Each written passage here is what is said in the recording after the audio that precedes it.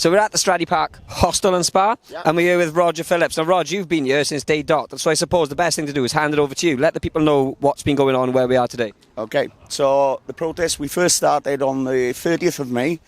That's when we became aware that something was going on here, that this was going to be used as a migrant camp. The council withheld the information for a month, so it reduced the amount of time we had to get organised.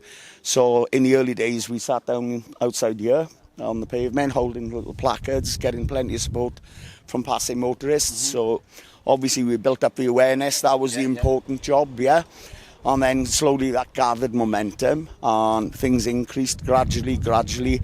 One day we came here and I counted 65 people on the demo, which I thought was excellent, right? But from a town of 40,000, I still thought, where is everybody, right? So what I've been doing here more than anything, because of health conditions, I'm not able to do like 24 hours a day like some of the people. I come back and forth and try to update people regularly. I make little short, snappy films, okay? I upload them onto the main group, which is Save Our Stradey Park and Neighbourhood on Facebook, it's just quick shots of every piece of action as it happens. But then updates that people need, isn't it? Yeah, well, you know, what I'm doing is trying to give you what the media are not giving you, all right? Because with the media, you get their side. You never get our side, Not planned interviews. So what I try and do is give sort of 4 or 5 snapshots every day, a few minutes long. Obviously, professional camera teams like yourself, you're here more often, you can afford to be here longer, So anyway, moving forward, we built it up to 65 people. And gradually then we started, we put a marquee up on the disputed land behind us and things, And what happened then one day, and I unfortunately missed it literally by 5 minutes, the security team that's in there today turned up, mob-banded. We had the marshal fencing across there. There was only women on site, and they made the fatal mistake in a town like Llanelli of bullying them. They came here with angle grinders, thought they were all heavies, all right? Wrong town, guys. This is West Wales, I will point out. This ain't London. This is West Wales, all right? This is where the Rebecca riot started. Don't forget that, all right? Rishi Sunak, you better be listening, mate. We're going nowhere, all right? That I can tell you now. We're going nowhere. The battle is not lost. They got the beds in there this morning.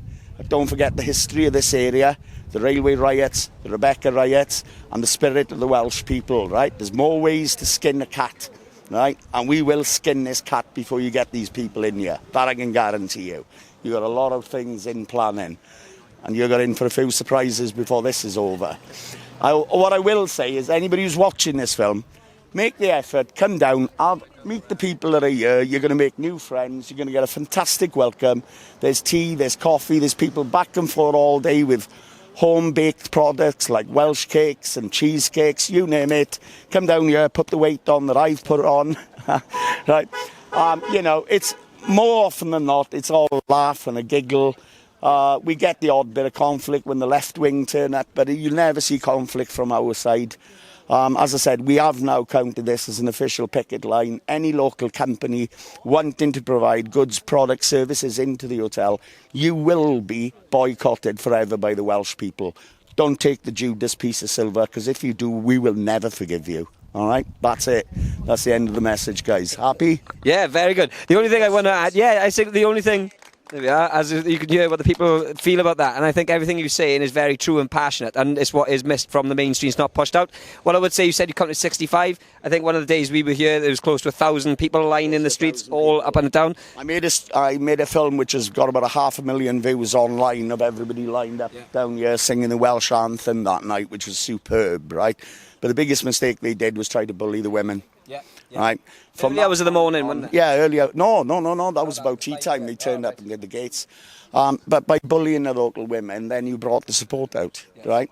And the next time you come, and when you get them here, right, they're going to want safe passage out of town. That ain't going to happen, is it? No, it turns, the whole case changes when people go in, doesn't it? And that's the point.